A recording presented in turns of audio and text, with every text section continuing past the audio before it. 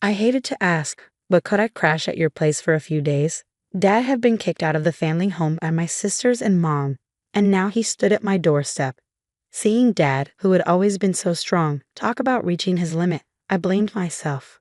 "I'm sorry, Dad," I said, trying to apologize for my inability to help alleviate his suffering.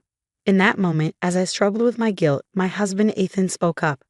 "Let's live with your father-in-law. Are you sure?" I turned to Ethan, surprise evident in my voice. Dad, too, could barely hide his shock, his eyes wide open. "My name is Emily, and I'm 26 years old. Ethan and I started dating in college, and we got married 2 years ago. Our days are filled with a fulfilling work-life balance. Ethan is my best supporter, always by my side. I never thought I'd find someone who gives me such confidence, let alone marry them." As the youngest of 3 sisters, I grew up in an environment where I could never go against my mom and my sisters. I was always the last one in line for attention from mom, and also the lowest in rank among my sisters. Every time I voiced an opinion, sharp words would come flying back at me. Over time, I stopped expressing myself and started to suppress my feelings. I bore the treatment of being treated like a servant by my mom and my sisters without complaining. I wanted a boy. When I found out you were another girl, I was so disgusted. Grace and Ashley are enough for girls. You're an unwanted child, and yet here you are in his house. If you want to stay here, you have to work. Mom often belittled me like this. Even if you tell me that, how many times have I swallowed my words, the ones I wanted to say back to her? By the time I entered elementary school, I was in charge of most of the household chores, from preparing meals and doing laundry to getting the bath ready. People around me would praise me, saying, "That's impressive," or "You're so responsible." But I only found joy in that at first. "It's a given that you do all these things," Mom would say, with no words of thanks or praise. Instead, I was constantly being reprimanded for my cooking or the way I folded the laundry. The one who kept me going through all this was Dad. Unlike Mom and my sisters, Dad loved me and respected me. As the only man in the family, Dad was not well liked by Mom and my sisters, and his power within the family was as low as mine. But he always stood up for me. "I'm sorry, Emily. You always have to put up with so much. If only we could all live in harmony." Dad would often hold me tight and say these things. Despite his early mornings and late nights for work, Dad would always spend his days off with me, fulfilling Mom and my sister's demands together. And he always listened to my feelings and accepted my words. But my mom and her cohorts didn't seem to like that. "There's no one to protect you today," they'd tell me, pushing more chores onto me. They'd hurl harsh words at Dad too, such as, "For a man, low income," and my sisters would follow their lead, laughing and saying, "Disgusting," and "Don't open your mouth." So no matter how much Dad tried to be a pillar of support, I was becoming increasingly frail. Noticing my distress, Dad said something to me when I entered high school. "Emily, study as much as you can, then go to college, leave this house, and live on your own. You, Emily, have so many possibilities. There's no need to endure and stay in this house forever. I want you to live your life," my father urged me. At his words, I felt both elated and anxious. At the time, my eldest sister Grace, 6 years older than me, was attending a private university, and Ashley, 4 years older, was at a vocational school. Mom would often ridicule Dad for his low income and tell me, "We're poor because he doesn't bring in money, so you should start working once you graduate from high school." Because of this, I believed our family was financially struggling. Despite that, I worried if Dad was pushing himself too hard by telling me to go to college and live on my own. But Dad insisted, "There's no need to worry about money. I feel responsible for making you suffer so much. That's why I don't want you to endure any longer." "Dad," I said, "this is a request from your father. You don't have to worry about anything. Just go to the university you want, study what you want, find what you love to do. I want you to lead a happy life to make up for the hardship you've been through." I could feel his strong resolve as he gripped my shoulder, his eyes moist with tears.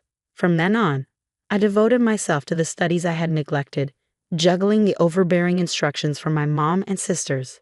I spent all my remaining time studying at my desk. My hard work paid off, and I was accepted into a university. Dad and I embraced each other, sharing the joy of my acceptance. I kept it a secret from Mom and my sisters until the last minute, only announcing my plans to go to college and live alone on the day I was moving. At that time, Grace had already moved out and was living on her own, leaving only Mom and Ashley at home, who showered me with shouts of rage. I endured their harsh words until the end, finally breaking free from them.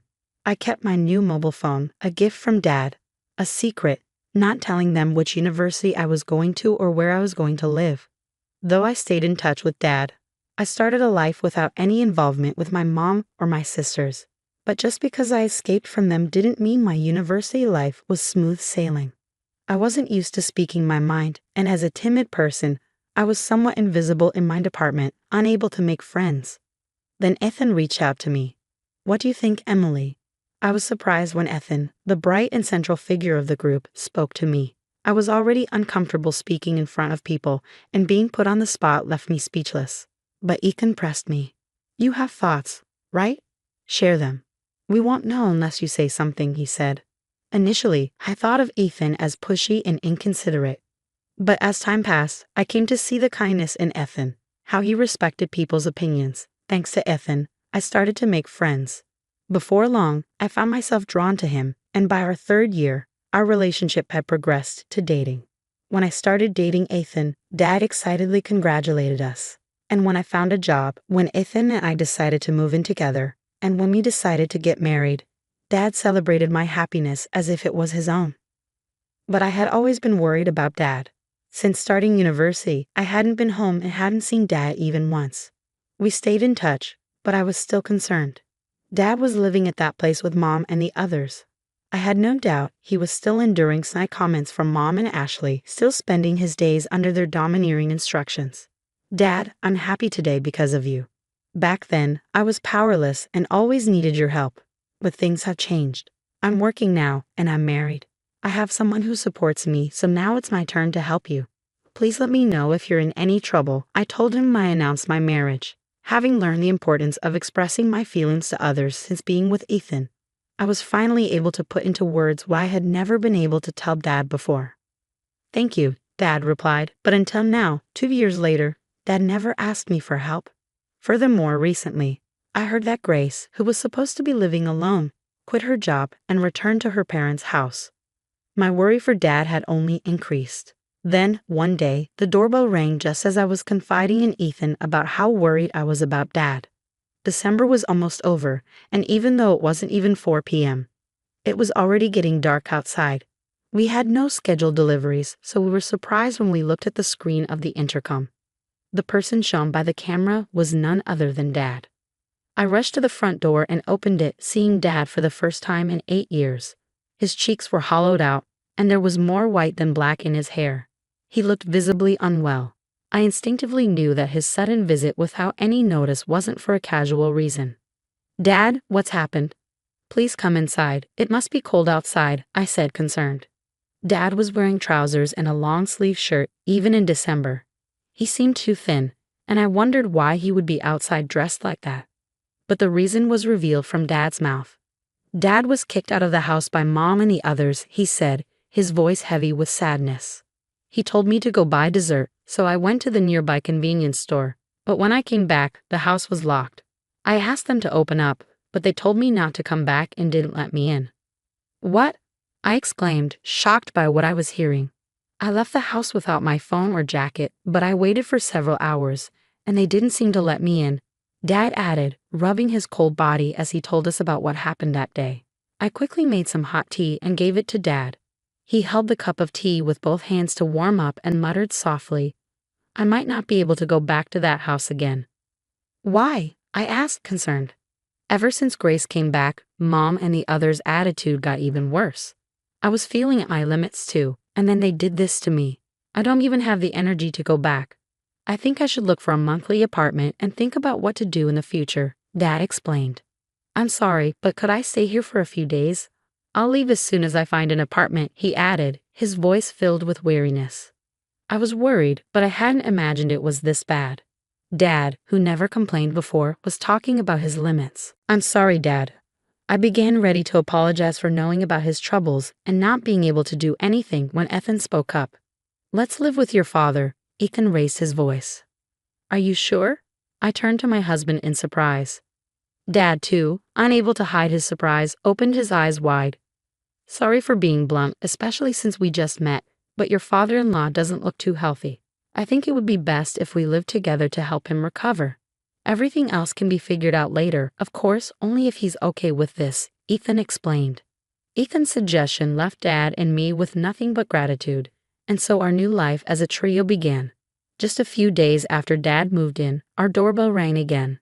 All three of us were stunned by the figures displayed on the intercom screen. Mom and my sisters were standing there. "Why here?" I whispered, shocked and bitter past memories making my breath hitch. But I had to face them. I didn't know what they would do next, and panic set in. I opened the door, and before me stood my mother, flanked by Grace and Ashley. "Wow, I didn't expect you to be living in such a fancy place. I thought you were scraping by in some rundown apartment," Mom remarked, her tone dripping with condescension. Hearing her voice after such a long time, all I could feel was resentment. "Why are you here?" I asked, trying to keep my tone steady despite the turmoil brewing within me. "Your father's mobile had your address in it." I had no idea Emily even had a mobile phone. "Why would you give him your contact info but not us? Are you honoring the wrong person?" Grace interjected arrogantly, looking down at me, just as she always did. After Mom's words, seeing Grace like this, Mom smiled, satisfied, and spoke again. "Well, never mind. Is your father here?" "We're having some trouble without him," she said. There were no signs of actual distress on their faces. All three of them were smirking. "In trouble? But you're the ones who kicked him out," I retorted, my irritation mounting with each word. "You've become quite sassy, haven't you? So is he here?" "Move aside," Mom demanded, her typical overbearing tone evident in her condescending remarks about me. "No," I responded firmly, fueled by Ethan's support and my own newfound strength. It would have been impossible in the past, but I had changed, all thanks to Ethan. Mom's irritation became apparent as she raised her voice. "When did I ever give you permission to talk back? Just move. You can't even listen to what I say. I'm not the same person I used to be. I won't be pushed around by you, Mom," I refused firmly, Ethan coming up beside me, trying to shoo Mom and the others away. Despite our efforts, Mom and her group wouldn't leave. We repeated move and no until, tired of the ordeal or maybe having given up, Mom was the one to break first. "That's enough. I don't want to hear any more from you. If you won't move, can you at least let us know when the money will be deposited in our account? It's really annoying that all you can do is put money in, and you can't even do that," Mom said, her words leaving me speechless. How did she think she's been able to live without working? My anger reached its peak. From now on, Dad will be living with us. Dad and I will no longer be pushed around by you guys. Please divorce Dad and stop causing him pain, I declared, unable to hold back my words any longer. But the response from my mom was something I hadn't anticipated. I hadn't anticipated Mom's reaction. "Don't make it sound like I'm the bad guy. I've been kind enough to stay as a family with a man like him, who is low income and can't do a thing. You should be thanking me," Mom said, her words cutting deep. "What?" I gasped, stunned by her audacity. "You're just like your dad, a low-income loser acting high and mighty. But in the end, all you're doing is licking each other's wounds," Mom continued, her tone dripping with disdain. I felt like I was about to lose control. At Mom's words, I was on the verge of raising my voice, of lashing out, but then my husband spoke up. "Emily works hard. She's a supervisor, earning a decent wage. I'd appreciate it if you didn't belittle us with comments about licking wounds," Ethan intervened, his voice firm. Mom retorted, "Don't you dare talk back to me. You're an outsider, so stay quiet." That's when Dad, who should have been in the living room, was suddenly at my side, addressing Mom. "I've heard enough. We can't impose on Emily and Ethan anymore. Let's get a divorce," Dad declared, surprising everyone. "Dad," I exclaimed, shocked by his sudden proclamation. But my sisters chimed in with approval. That's fine. We don't need a creepy guy like you," one of them called out. Encouraged by my sisters, Mom agreed, "That's fine by me." I was dumbfounded by how quickly things had been resolved, but the peace didn't last long. "But there's one condition. Hand over that house to me, then I'll give you your divorce." Mom laid out her demand, revealing her greed. I couldn't believe it. How greedy could this woman be? But Dad quickly agreed to Mom's demand. "Dad, are you sure?" I asked, shocked by his compliance. "If that's all it takes to get a divorce, it's a small price to pay," Dad replied, smiling at me reassuringly before turning back to Mom with a serious expression. "I'll do as you ask. Leave for today. I'll come over tomorrow." With that, Dad sent Mom and my sisters home.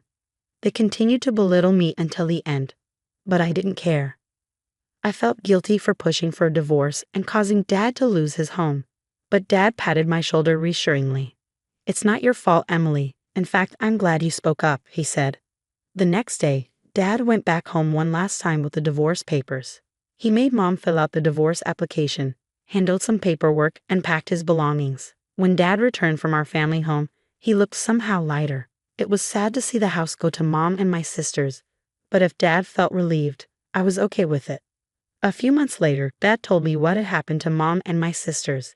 They had taken the family home as part of the divorce settlement and planned to live lavishly by selling it. However, the house was old and the location wasn't great. They couldn't sell the house or land for much, and demolition costs ate into the proceeds. In the end, they were left with almost nothing. Now without a home or savings, Mom didn't work, and neither did Grace or Ashley have stable jobs. And with Dad gone, the same Dad they ridiculed for his low-income status while they leaned on him for living expenses, the trio found themselves in dire straits. They tried seeking help and showed up at our house several times, but we never opened the door to them. Still, they refused to give up, causing commotion at the front porch. I finally had to tell them through the intercom, "If you make any more noise, I'll call the cops." Now it seems they're barely managing, renting an apartment that's too cramped for three. Even Mom, who never worked before, was seemingly forced to get a job. That's how desperate they were. Despite all the times they made fun of Dad and me as a trio, they now seem to be constantly bickering among themselves, blaming each other for their current circumstances. People rarely change. With neither Dad nor me around anymore, the ones I used to ridicule, they can't help but find someone else to target. It seems they're destined to lead lives filled with both physical and emotional poverty. Meanwhile, our lives have taken the polar opposite trajectory. Despite all their mockery about Dad being low income, he had actually been trading stocks for years, amassing a fortune. We only learned about this after the divorce was finalized. Dad feared that if any information leaked out, the trio would try to seize his assets, so he had decided not to mention it until the divorce was over. That's probably why he didn't mind giving up the family home. Now we're living comfortably in a new house that Dad built with his wealth. He quit his job to focus on his stocks. My husband and I have jobs too, so we're not struggling financially. We support each other while each maintaining our own financial independence. We hope to build a loving family that we couldn't have when we were young from here on out.